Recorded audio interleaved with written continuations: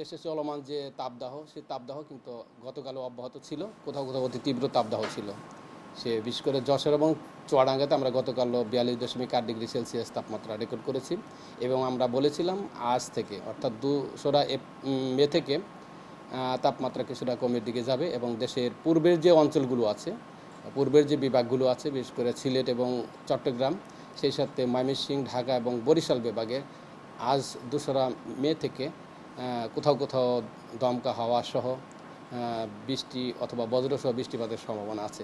সেই অনুযায়ী গত 24 ঘন্টায় কিন্তু আমরা সিলেট বিভাগে, চট্টগ্রাম বিভাগের অনেক জায়গাতে এবং রংপুর বিভাগে কিন্তু আমরা বৃষ্টিপাত পেয়েছি।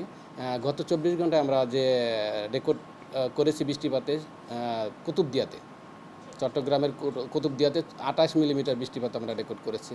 এখনও চট্টগ্রাম বিভাগে বৃষ্টিপাত হচ্ছে এবং সিলেট বিভাগের কোথাও কোথাও বৃষ্টিপাত হচ্ছে। তবে আমরা যে পরবর্তী 24 ঘন্টার জন্য যে পূর্বাভাস করেছি, সেই 24 ঘন্টার পূর্বাভাস অনুযায়ী ঢাকা বিভাগের যে পূর্বাঞ্চলগুলো আছে এবং সেই সাথে বরিশাল বিভাগ এবং ময়মনসিংহ বিভাগ এবং সিলেট এবং চট্টগ্রাম বিভাগে বৃষ্টিপাতের সম্ভাবনা আছে। এবং এই বৃষ্টিপাতের সাথে সাথে কিন্তু দমকা হওয়া, ঝড়ো হওয়া এবং কোথাও কোথাও শিলাবৃষ্টি হওয়ারও সম্ভাবনা আছে। এবং সেই সাথে কিন্তু তাপমাত্রা কিছুটা কমের দিকে চলে যাবে।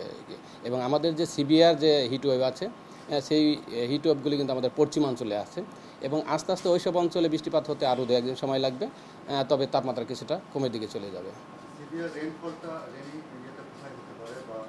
আসলে এখন পর্যন্ত আমাদের যে আগামী 2 দিন পর্যন্ত কিন্তু আসলে ঢাকাসহ পূর্বের যে অঞ্চলগুলো আছে, এই অঞ্চলগুলোতে বৃষ্টিপাতের যে এখন পর্যন্ত যে পূর্বাভাস, সেই অঞ্চলগুলোতে বৃষ্টিপাতের সম্ভাবনা আছে।